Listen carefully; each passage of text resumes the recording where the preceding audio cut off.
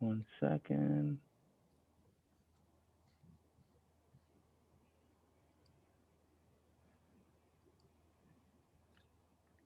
It's just preparing.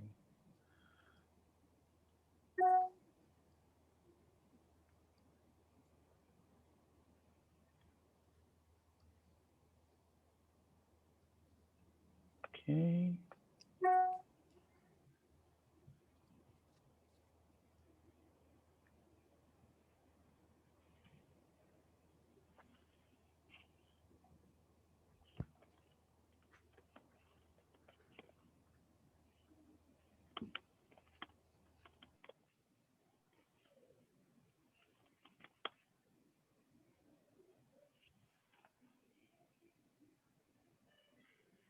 Okay.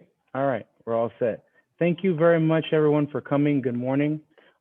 This press conference is going to be just myself and Ann, and the way we're going to do the order is I'll be making an initial statement, and then Ann will be delivering also some remarks after me, and we'll also be having time for individual interviews after.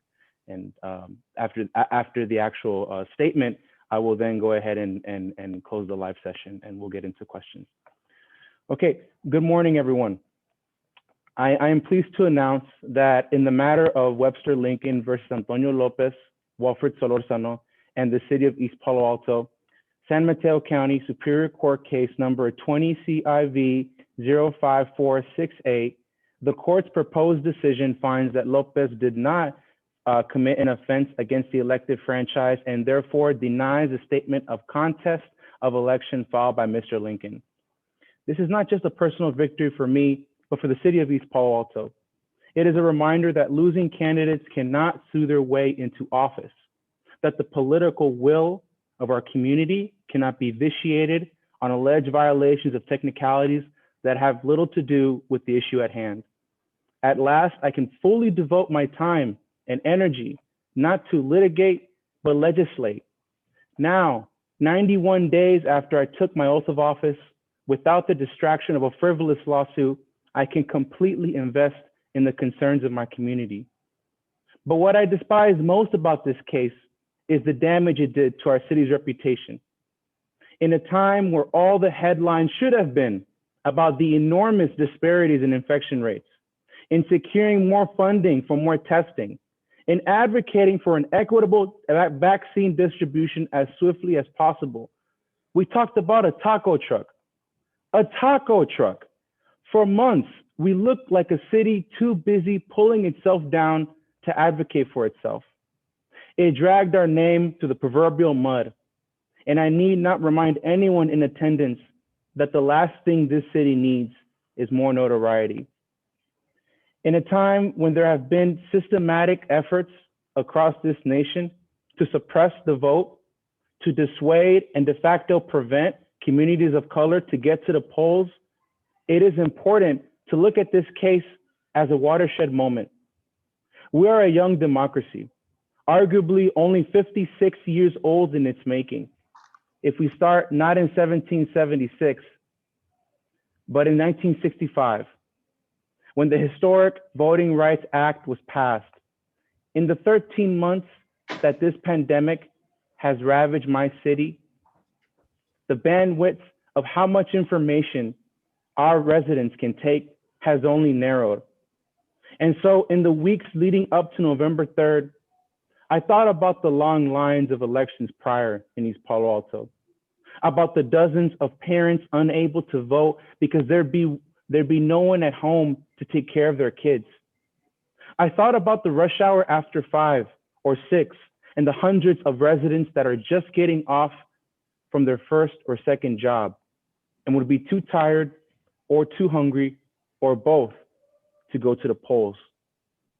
This decision, the decision to place a taco truck outside the polls, was the culmination not of a nefarious attempt to buy votes, but of concern for my community.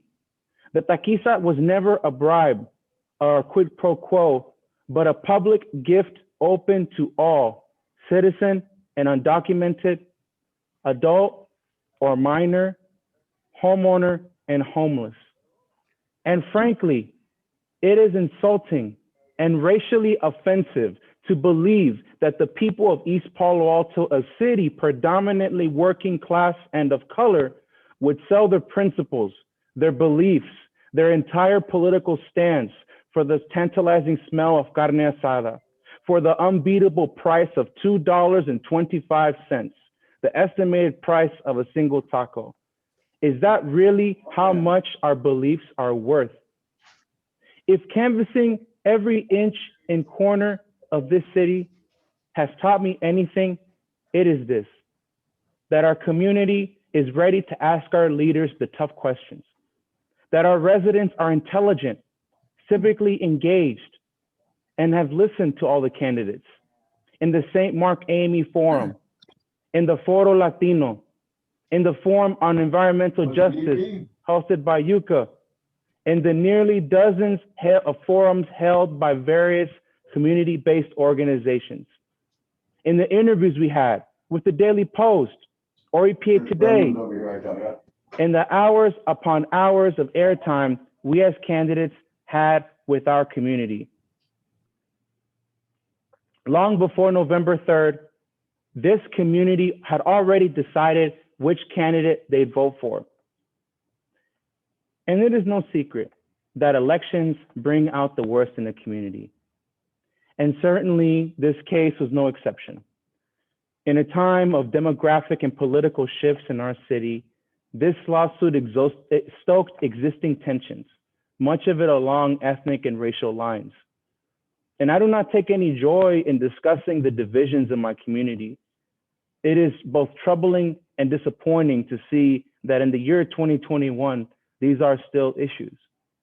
And yet, they are our issues. And if we are to avoid any hypocrisy, we should hold ourselves to the same standards of non-discrimination we expect from our employers all across the Bay Area. I reflect on the words of artist and truth teller Jay-Z. You can't heal what you don't reveal.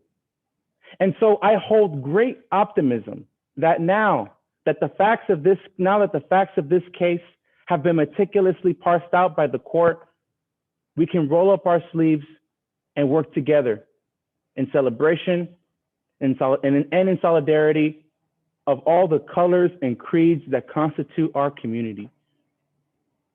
And despite any perceived resentment some may say I hold against him because of this lawsuit, let me be abundantly clear. I extend the full invitation to Mr. Webster Lincoln to get involved in our community. Let's show the public that we can be better than our leaders in Washington and collaborate for the good of East Palo Alto. Let's put this behind us. All that time spent on lawyers and legal fees. Think of how that can feed a family of 6, of 8. Think of how it can pay someone's rent. Webster, let's come together and focus on the issues that plague our loved ones. And so I want to conclude by thanking Judge Danny Chu and the San Mateo Superior Court for carrying out this sensitive case in a fair and judicious manner. I also want to thank Mr. Tyler Atkinson for being my co-counsel, for preparing me in what has truly been an unprecedented moment in my life. And finally, I want to thank Ms. Ann Ravel for her diligence and generosity in representing me in this case. She is truly a shining example of how the law could be used not to intimidate or bully the most marginalized, but to defend them, even uplift them. Dr. King famously said this, that quote, "The arc of the moral universe is long, but it bends towards justice," end quote. And in that long arc, I know that Anne has, is, and will continue to commit her life to bending that arc. And I will now hand it off to her, I understand, so she may share with us a few of her words. Thank you.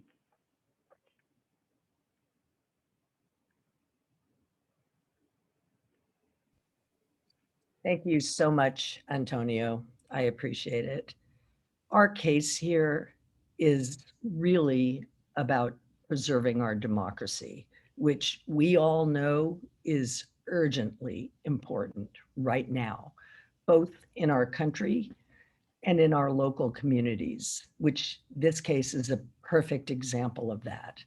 The reason that I took on Antonio's defense pro bono, together with the support of the McManus law firm, is because of that passion that we have for the principles of the democratic process and to give credence to the decision of the East Palo Alto citizens who elected Mr. Lopez to the city council.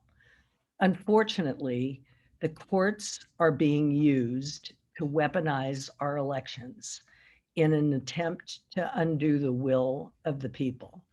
Seeing what I saw in this case, this clear attempt at intimidation of a young Latino candidate, Mr. Lopez, who cares deeply about his community by a more powerful and wealthy opponent, was very disconcerting, extremely disconcerting. And the judge clearly understood that by finding that there was no merit whatsoever to any of Mr. Lincoln's spurious claims, any of them. So while we know that this is essentially a temporary decision in the sense that the contestant, Mr. Lincoln, can object to the judge's decision, and then there could be another hearing on the matter. However, given the strength of the judge's decision and the clarity with which he said that there is no clear and convincing evidence whatsoever that Mr. Lopez in any of his actions violated the election laws, I think that we can be safe in thinking that this is going to be the final decision, which was an extremely thoughtful and well-reasoned decision by Judge Chu. So I am open to questions as well. I'll turn it back over to you, Antonio. Thank you so much. Thank you so much, Anne, for really clarifying what's at stake here. And now I want to turn it to the folks in attendance. If you'd like to ask a question, please just raise the right hand function. I understand other folks may have one-on-one questions, and I'm happy if you want to stick around at the end of this conference. I'm more than happy to do that as well, and as I'm sure Anne is. So with that said, please take any and all questions. I see Ms. Henrietta Barrows has a question. Please. Yes, thanks so much, Antonio. I would love it if Anne could walk us through the legal issues involved and explain to us, you had talked about the attempt by Lincoln Webster to intimidate Councilmember Lopez. What did you mean by intimidate? Okay, let me start with that question. What I meant by intimidating is that Antonio, a 26-year-old young man who ran for office the first time, is being sued by someone with a LA lawyer who is claiming that not only that he violated various laws, and I will be happy to walk you through them, but also seemed to indicate, clearly indicated, that he committed a criminal act.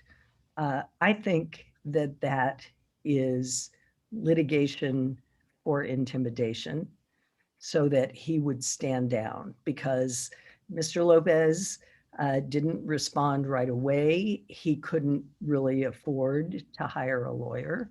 And he was in a position of having to not only defend his actions and potentially defend that it isn't a criminal case, but also, worrying about his future.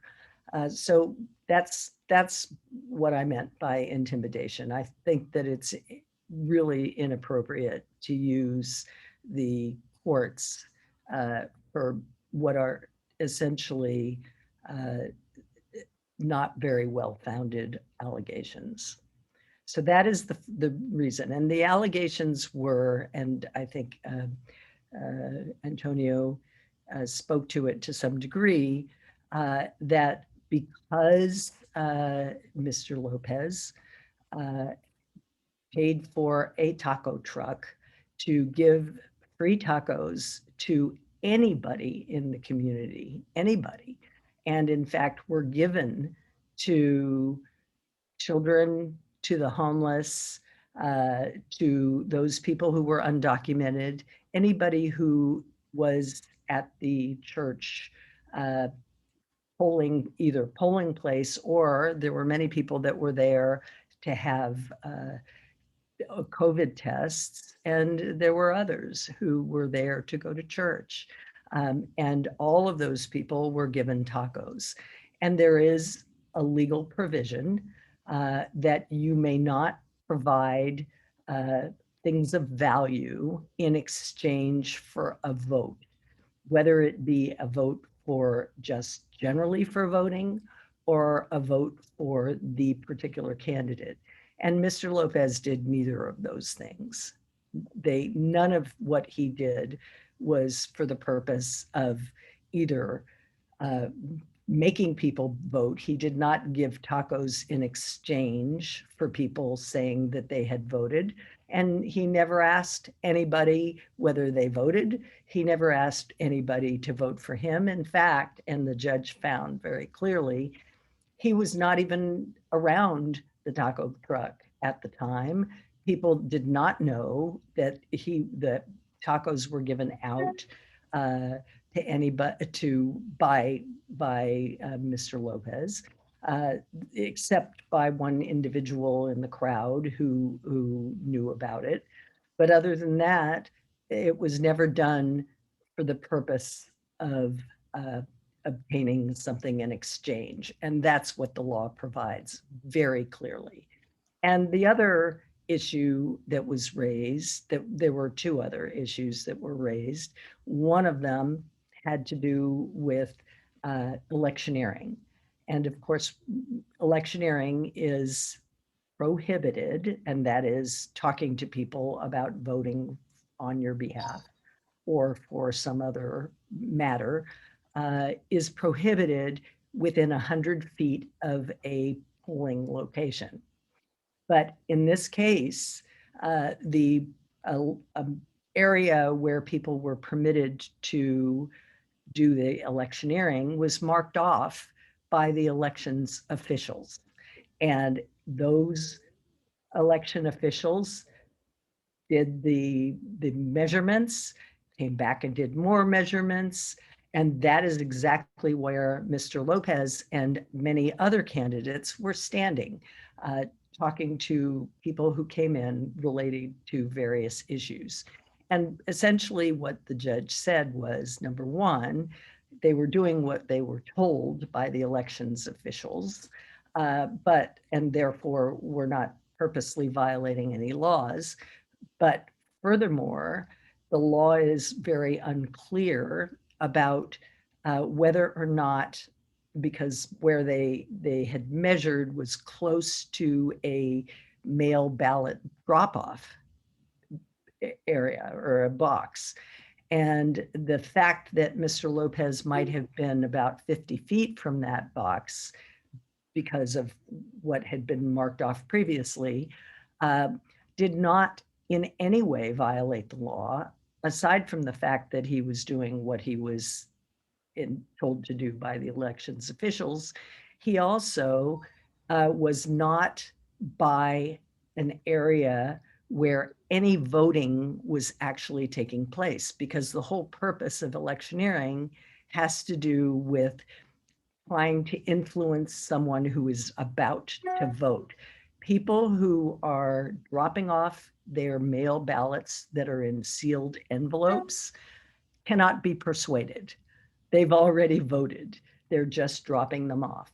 So that was the second issue. And then the third issue, which really was not pled in the case, but which was argued quite a bit, is that the taco truck was parked in a spot that was reserved for the disabled. And while that was true, it was at the requirement of the church. The church individual who was in charge of the facilities told them to park there. And not only that, I mean, the whole concern in this case is whether or not people's access to voting was denied. And it clearly wasn't denied, because right next to it was a handicap spot. All around the church were handicap spots, and that is what the judge acknowledged. And so there was really no violation of the election laws, which is the issue facing us in this case. Thank you. Sorry to be a little long-winded on that, but It's appreciated. Thank you. Are there any further questions? Just go ahead and raise your hand. Use the raise hand function on your app. Hey, Antonio, I actually don't see the raise the hand function, actually. Really? Okay. Well, Lloyd, how about we just do it popcorn style? Go ahead and ask me a question. Yeah, can I actually ask, during the trial, were you confident that the outcome would go in your favor? Yeah, absolutely, because I was there. You know, again, this was something where the measurements were done by election officials. I think candidates come in. I think it's safe to say that candidates come into a polling place having faith that the election officials did due diligence, measured the line, are up to speed with the code. And so, as Ms. Ravel just stated, I did as I was told. And when we were said this was the 100 feet demarcation, you may talk to folks beyond that line. That's what we went with. And so having confidence and faith that the election officials did their job put trust that there was no wrongdoing here. And as Ms. Ravel mentioned earlier, just a moment ago about, you know, the decision about the, you know, parking the taco truck in the handicap spot, it wasn't ours. It was, we put our trust in the local stewards of the church, and it was their decision to put it there. And so really just having been there, you know, for quite some time, and, you know, I think it's remarkable. It's worth of note that the witnesses we had on our defense were actually present during the day of the taquiza, whereas the opposing party, as far as I understand, besides Ms. Michelle Daher, no one was actually at the polls, at the poll in question. And so I think it just showed the demonstrable evidence very much toward our favor that there was no wrongdoing. you know, can I jump in for just a second? Because I Please. think that this is sort of an interesting aspect that is unrelated to particularly to the trial, but some of you may know Rick Hasson, who is a professor of law at Irvine, and he is one of the nation's most well-respected voting and voting rights lawyers. He understands this issue backwards and forwards. We happen to be friends, and he was posting something on Twitter. You could all go look at this the other day, saying that he'd been quoted in a decision by a Supreme Court justice recently. And I said, actually, more important than that, Rick, you were quoted in my brief submitted to the court in this case, and it was about giving away free tacos to anybody who came. And Rick Hasson responded, free tacos to anybody that comes to an election or to a location is not only legal, but delicious. Well, there you have it. Thank you so much, Nance, for that addendum. If folks have any more questions, I know that the raise hand function may or may not work, so just feel free to jump in as well. Yes, I have another question, and Sure. just to let everyone know, if they have the word reaction down the bottom of their screen, they can click on that and then find the raised hand function. Since I found it, Thank you, Henrietta. Lopez, you mentioned the money involved in this case. You received pro bono services. How much did the other party spend? What was the amount of money involved? And after you answered that, the next question, you mentioned the divisions that exist now within the community. What do you think needs to be done to heal those divisions? Yeah, wonderful question. I'll work backwards. I think it's more pressing. It's, really, it's a question that really gnaws at me, and I think about a lot. I think the first step is I think, not to put the onus all on him, but for Mr. Lincoln to put in that initiative and to collaborate with us to show that this is truly behind us, that we've had our day in court, we've had the judge meticulously look at this information and found without a dispute that there was no wrongdoing done. And so I think for individuals like himself to get involved, roll up his sleeves, see us in the city, I think that would do wonders, and I think it would go a long way in healing those divisions. I think having open dialogue about it and saying what are the grievances of each respective racial group. We all have, as the old saying goes, there are two sides to a story, and I think in EPA there are 6 or 7, given the diversity we have, which is beautiful and we should celebrate. And it also comes with its unique challenges. And I think any civic leader with any kind of integrity will not discourage that dialogue, but foster it in a way that is healthy, in a way that is candid, and in a way that lets people address their grievances without feeling that they're going to be attacked. And I think in East Palo Alto, we can use some of that in our city. And then, can you repeat your first question? It was about the amount of money that was involved. You had referred to the trial, the case as a waste of money. You received pro bono services, but what monies were you thinking of when you talked about the waste of money? Well, once again, I think the money spent on the opposing side, as I said earlier, we're having a trial, we're having a lawsuit that, and Ms. Ravel, correct me if I'm wrong in terms of the figure, hundreds of dollars, thousands. And so when we talk about East Palo Alto, those kinds of dollar figures are vital, right? They put food on the table, they pay for rent, they pay for services. And I think if COVID has shown us anything, is that we have to really prioritize what is of strategic importance and what should we do in the next 6 months. And I think alleging a loss, contesting an election that one lost off evidence that is at best scant and non-existing, I think there are better ways to use those funds. And I think in a city like East Palo Alto, we are just in too hard of a circumstances for me to even have entertained this lawsuit, because again, we have such bigger needs in our community. And I think so when I speak of the resources and money, I'm not just speaking of also the financial part, but the emotional and mental exhaustion, right? Having to look at the case, having to talk about the case, of us diverting our attention from the real issues. That to me was the most lamentable part. So my comments there. And I don't know if you want to add as far as the expenses spent on the opposing side. I will. The trial, I have to say, when I first saw the complaint against Antonio, I thought, okay, this case will take a day max, maybe half a day, because it seemed to me that legally it was an open and shut case and all we needed to do was get out a little bit of information.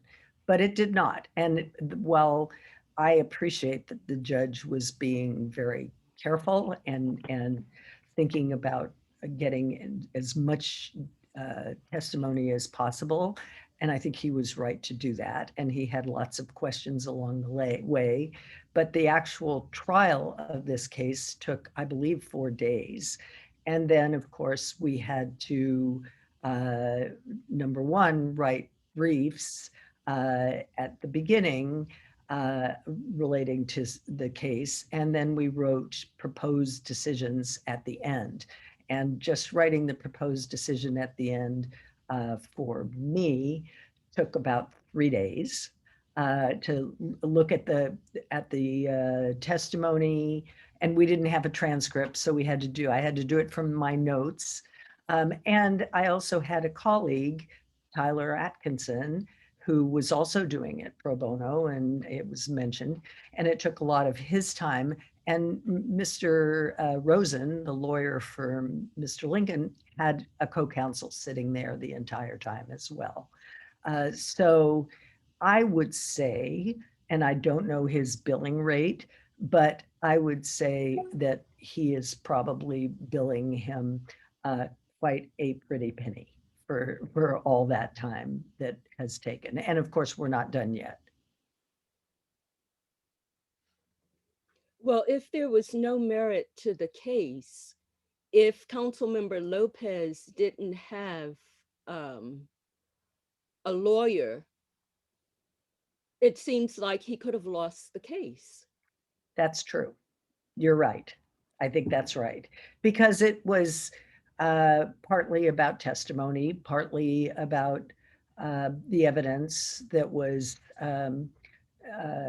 produced and our cross-examination of the witnesses that Mr. Lincoln had, which indicated that, in fact, none of the things that were alleged actually happened in real life.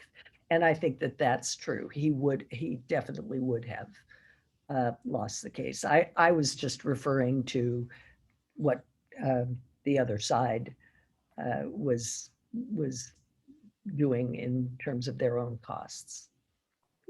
And if I may add, and I don't mean to speak in such commonsensical terms, but I think in any kind of issue, if there's only one side to the story, the other side, when they don't have a defense, yeah, likely you are to lose the case by default because they're going to present a case that is going to benefit the opposing side. And so I agree, Henrietta, that if I had not had the counsel of Ms. Ravel, Mr. Atkinson, I might have well lost. I also think it's just the nature of lawsuits and the way they work and two sides coming together and making their case. And having had the opportunity, because I think one of the other things that happened in this case was there was the image of the digital perception of what was going on, right, with Facebook and social media, and then the actual facts of what happened at the polls. And very often, one was not like the other. And I think the case, by and large, what it did was, because the community was so engaged in this, it was such a public case. There became different narratives being touted and being put into the fore. And so oftentimes people had a different perception of what was actually happening. So I agree. But I also believe that part of the, I think, silver lining to the case is that it actually showed what happened. We heard from witnesses that day. We heard from election officials. We heard about what the city did to prepare. We heard about the timing of the taco truck. All of that, I think, very unequivocally showed that there was no any violation made that would undermine the integrity of the elections. So thank you for the question. Let's go to Ms. Gabriela Frenes from KQED. Hi, thanks for taking my question. Speaking a little bit more on the exhaustion and stress of the trial, how specifically did the time that you dedicated get in the way of specific city council duties and goals over these past few months? And also, what do you plan to do moving forward to bridge these divides that you spoke on?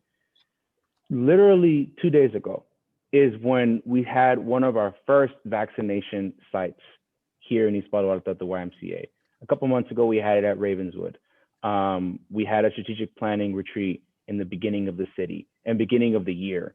I think it is not hyperbolic to say that these few months have been one of the most pivotal and most important moments in our city's history, because it is a veritable crisis. And for me to have been served even before I ever swore the oath, right, to have entered my 100 days and my first couple months through the holidays, thinking about this case, preparing for it, wondering, I mean, the first time I am sued, how do I get a lawyer? How much will it cost? I'm also a grad student, worrying about that. And so this really, quite a tremendous deal of anxiety, frankly, in terms of how do I respond to this unprecedented moment in my life. And as I said, both personally, but also from the city, we have tremendous initiatives going on right now. The need for kids going back to schools is a big question. The allocation of equitable distribution. Day by day, the image of our community is changing, and we need to have leaders that are not distracted and have full capacity to tackle them. This is a full-time job with a part-time pay. And I didn't do it because of the pay. I did it because the care I have for this city. But to have a lawsuit slapped in front of me, even before I ever swear my oath, to me, that's hindering my ability to do the work of governance. And so now that we're getting the vaccination, J&J's come out, we're poised to have great news about vaccination the frequency of vaccinations. This is a really fortuitous, momentous, pivotal time. And the last thing we need is an anvil on any of our leaders to keep weighing us down. And in many respects, that's what this case was for me.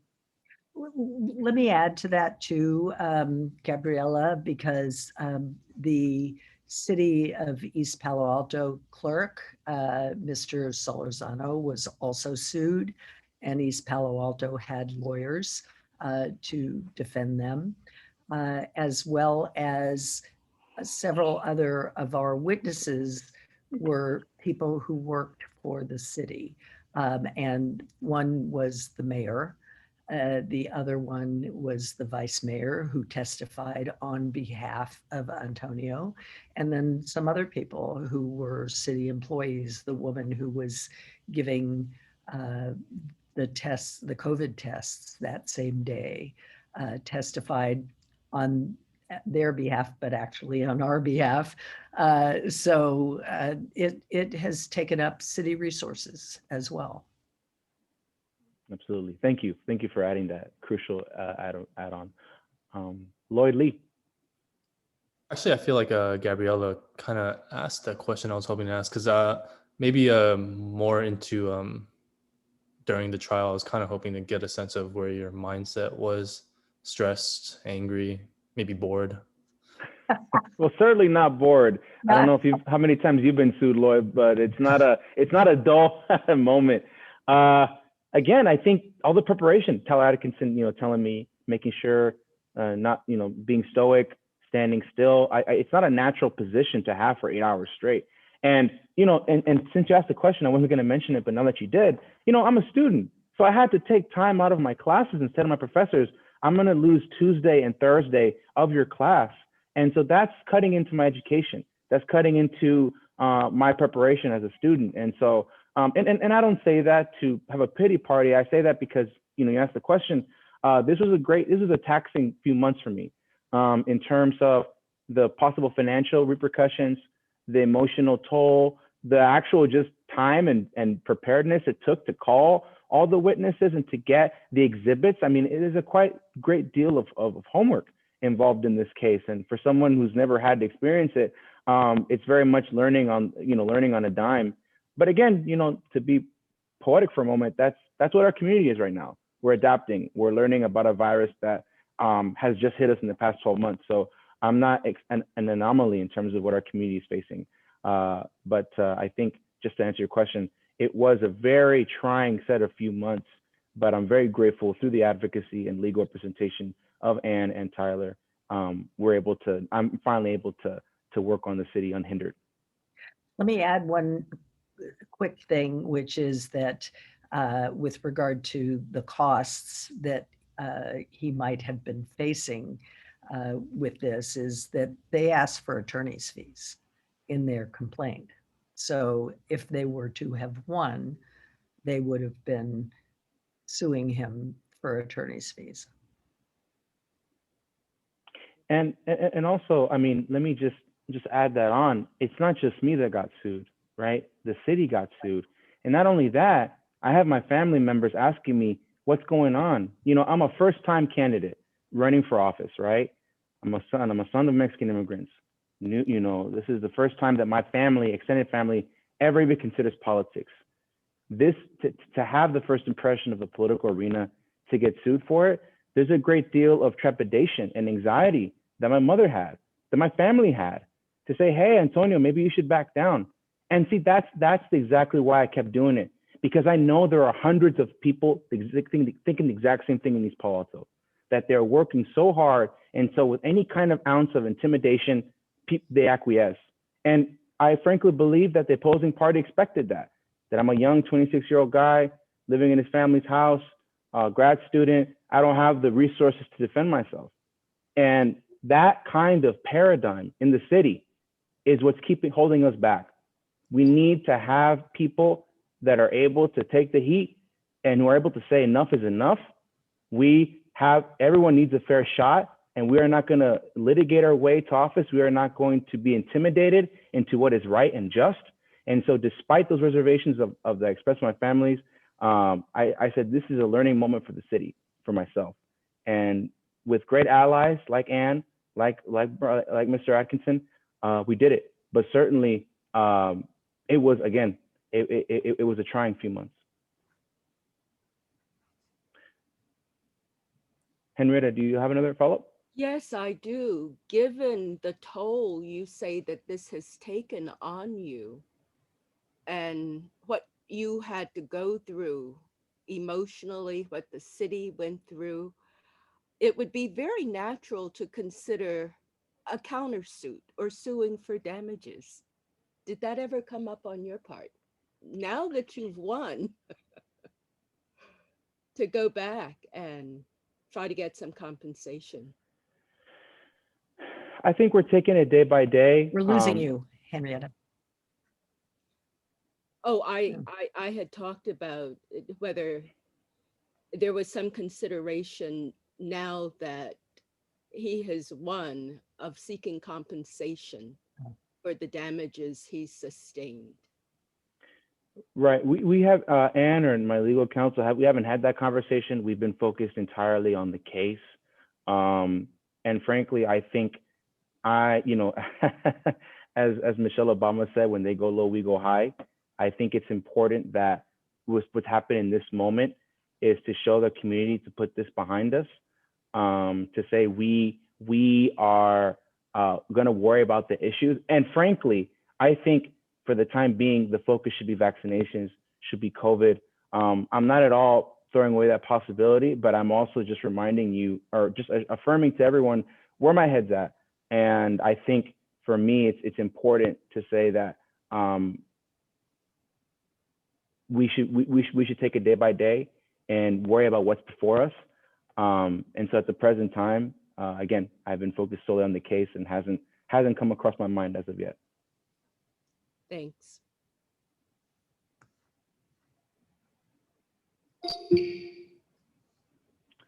Are there any further questions? Astrid, please. Hi. So I just wanted to ask, you said earlier that the case, it stoked tensions along racial lines. Can you just kind of explain that or tell us a bit more about what you mean by that? Sure. I think there's no question that neighborhoods change, and we've experienced a demographic shift here in East Palo Alto, namely that the historic African American community has been waning, and Latino population as well as Asian other populations have been increasing, and as long as white. And I think it's one thing to say there's gentrification, right? And having development come in that changes the neighborhood at the cost of folks who lived here, I think that's one thing. But for neighborhoods to just change skin tone or to change ethnicity, and to be the anxiety behind that, aside from the whole gentrification argument, I think that's troubling. I think it's disturbing, especially, Astrid, in a time when in the past 4 years, we had a president who was a demagogue, who stoked those racial flames, who divided people along religious and racial lines. And in East Palo Alto, I think what we're struggling with is having that dialogue, learning to say, can someone advocate for me if they're not from my community, right? If they're not from my racial background.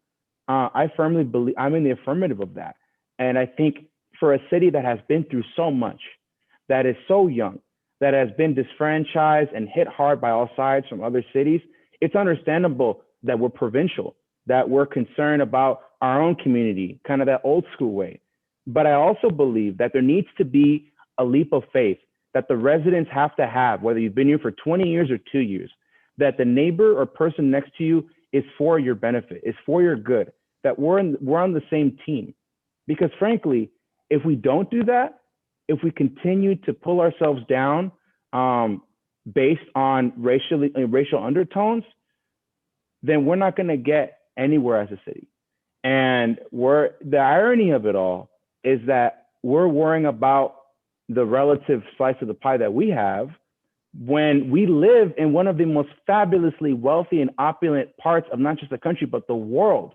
And so if we want to actually take advantage of that, we need to galvanize and come together, regardless of skin, celebrate our differences.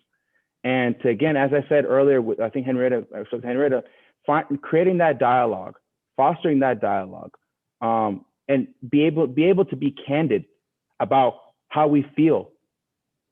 It's a conversation that I've had with Councilman Gaucher. It's a conversation we've had in the council. It's something that we're very painfully aware of, and give my word that I am adamant to tackle it head on. Could I say a couple of words here, because it was so patently obvious during the trial, unfortunately, and in part, this divisiveness was clear because of the use of social media and the responses to newspaper articles that were clearly evidence of, in the case of Antonio, anti-Latino bias. I mean, without any question about it. And we actually had a number of conversations about this. And when the transcript comes out, you can see it, because some of the witnesses who were witnesses on behalf of Mr. Lincoln were people who had actually no personal knowledge of the incident, as Antonio mentioned. They weren't present at the church. And what they knew was just what they believed. And what they believed was extremely angry, extremely negative, and much of it was clearly anti-Latino, clearly. And I think that part of the trial was maybe the most disconcerting part. And I'm sure it was also for Antonio, because he truly is someone who sees his role in the community to try to bring people together. And it was quite a clear problem that emanated through the testimony. And if I can just add one small thing, because it wasn't, not just on the witnesses, but it seems like a kind of methodology that was being used against me, frankly, to try to instill doubt that, again, I somehow cannot advocate for a community because I'm not of it per se. But one of the most disturbing parts of the trial, if it's okay if I can comment on it. I know where you're going, so you're right. Yeah, was during when I was cross-examined, Mr. Rosen asked me of my religious affiliation, right? If I was identified as Muslim. And I just don't know where in high heaven has anything to do with anything in the case. And I just don't understand, why someone would ask your own personal faith, what that has anything to do with the case. And I just, frankly, I cannot separate the fact that, that is a religious background that in the past several years has been very much profiled, surveilled, and biased against, stigmatized. And to try to create this idea that I'm sort of this, some sort of facade that I don't attend the church that I grew up in, that was deeply hurtful. And it was used in a way to try to show me as a kind of charlatan, as Mr. Rosen said, razzle dazzle, when in reality, it is just a natural trajectory of my life as having converted. There's nothing facetious, deceitful about that. But again, that's digging at a logic of prejudice, a logic of sensationalizing someone based on what skin color they are, how they pray. And for me, I just found that deeply offensive, especially coming from the person ostensibly well-versed in law and civil rights, who is representing his client. I was just extremely disappointed, but also showed me just how low folks may stoop to try to undermine a witness. When they have nothing else to use, they will go to those lengths. And so just want to add that was a moment that certainly did rattle me. and disturbed me when I saw it. Thank you both.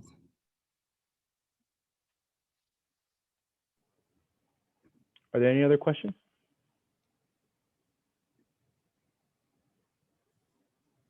Well, if there isn't any general questions, I know that folks have some one-on-ones.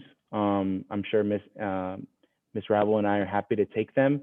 If you want to do that, just please go ahead and stick around for to chat with us. But otherwise, if there's nothing else, Anne, you'd like to add? Sorry. No, you're fine. Don't worry. There's never any danger of cutting me off. Okay, good to know. Good Yeah. to know. Thank you. Get a little excited, but just thank you so much for attending. As I said, I think this is an extremely crucial case, and I just applaud and thank all of you for attending to inform the public of what's going on. EPA has too much infamy, frankly, in its history, and if we could use this conversation to teach and not to scold or chastise, I would greatly appreciate it, to show that this is something that we're trying to strengthen the franchise and not buy it. And so I thank you for your time. Thank you for your questions. And if you, again, stick around if you have further ones, but other than that, have a safe and wondrous day.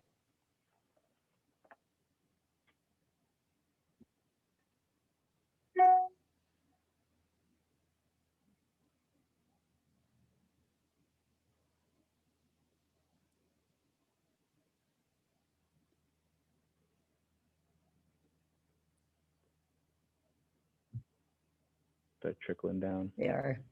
Good job. Thank you. Thank you so much.